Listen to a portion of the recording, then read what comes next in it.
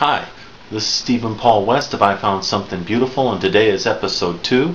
Today we're going to talk about robots and photography and the Renaissance and the Sistine Chapel. We're going to take a tour around Vienna. We're just going to take a look at what inspires artists to be their utmost. And as I mentioned early on, the whole point of all of this is for you as an artist to find inspiration for your own work. One of the key factors that I find of great artists, certainly those men of the Renaissance and women of the Renaissance, is they understood the moment that they lived in. And too often we're looking behind us or we're looking to the left and right. We're not really taking a look at what's happening now, here and now, and how we can be a successful artist in the moment.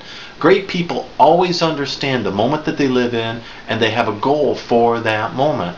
And the whole purpose of this art is to take a look at the merging of modern technology and the robots that we have, and the ancient arts, and how to be inspired in both levels. And I truly believe that you'll enjoy today's episode. Thank you.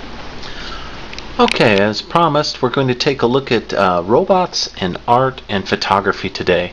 And I've opened up a gentleman's website by the name of Photo Art Kelmar, and you can find his link down in the lower bar. And go ahead and click that and follow it yourself. I'll start with his home page. So he has these beautiful images, and he's very, very inspiring to me. But when you click on gallery over to the right side and you go in, he has a lot of different kind of directories. But here he has some flash panoramas, and then you'll find over here that he has something called Gigabyte directory. And once you open that up, it brings up various directories, and these just look like simple panoramas. You have Vienna, St. Peter's Church, and whatnot. But once you click one of these and you open it up, you can see that the true genius of this type of photography opens up. And there you have the Vienna. Now this was a 50 gigapixel image, which means that it was stitched together with 3,600 different images. And you can see that the canvas is 404,000 pixels by 124,000 pixels, and how it has hotspots and different things. So I'm going to go ahead and close that. And it'll feel like Google Earth at first as we're zooming in. So I'm just going to go ahead and pan around. I'm using the arrow keys, but if you take a look down in the lower part of the screen, you can see that there's a control bar. There's the plus and a minus and the arrow keys for panning. So, but I'm going to jump right to the get-go so that you can get a true appreciation for what's going on here. Now I'm using both the arrow keys and the plus key, and I'm trying to do this video at the same time, so I'm going to be a little clumsy, and I hope I don't make you nauseous over there.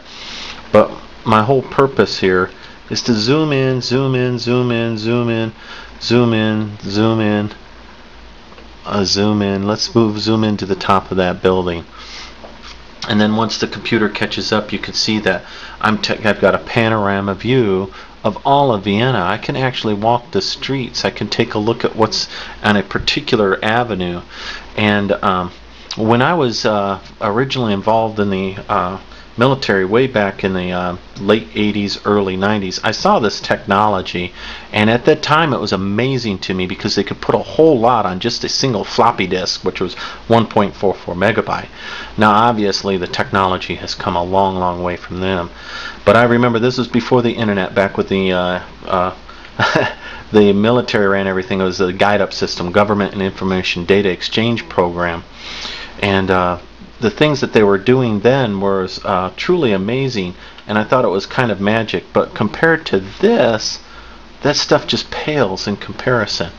So this gives you a feel for all the beautiful work that you can find, and it's called Gigapan. You'll find a link for that down in the underneath bar as well. So going back to another one of this gentleman's images, here we have St. Peter's Church of Vienna.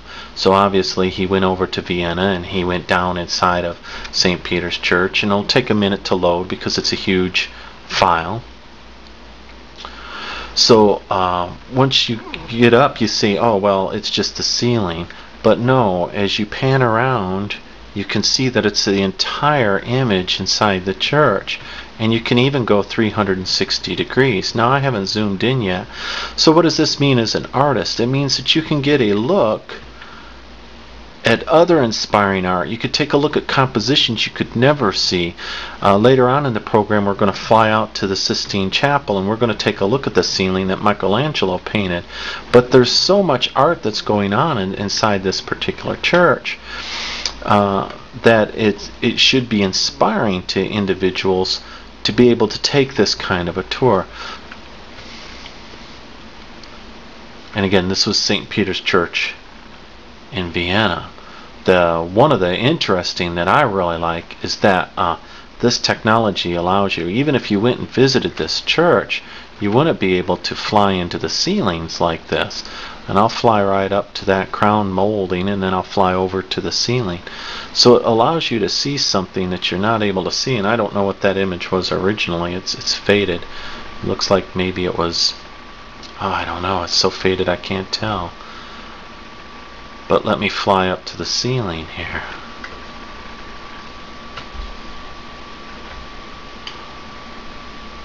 Alright, now this artwork, you would not be able, and look at that sense of scale. They make you feel that you're down on the ground. We'll fly into this woman holding the roses and take a look at what she has to offer and what's going on here. And I can also click and drag. I can pan with conventional panning.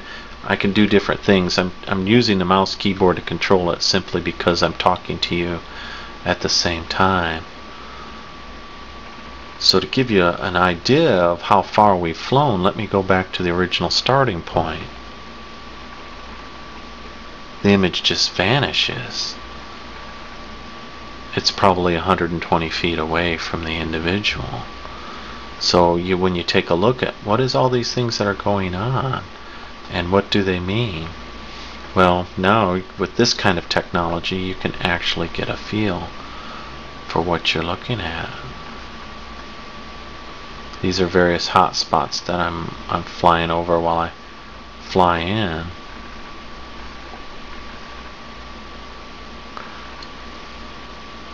So if you're doing a study on perspective and you want to know how to paint a woman from a lower point of view, a child's point of view, well, there you go. You have some excellent examples from the finest artists on earth who have taken years to do that. You can see the shading, the style,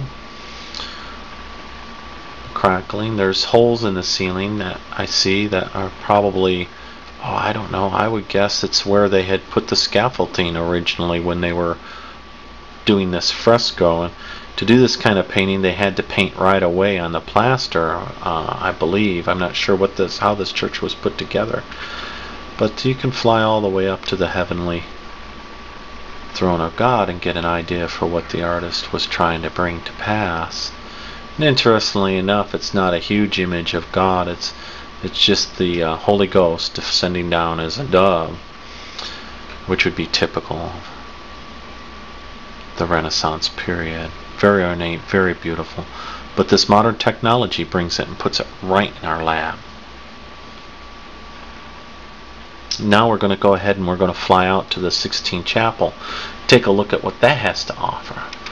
Alright, the Sistine Chapel, as we all know, was Michelangelo's crowning masterpiece. Now, it was actually painted when he started over. The ceiling was blue with gold stars.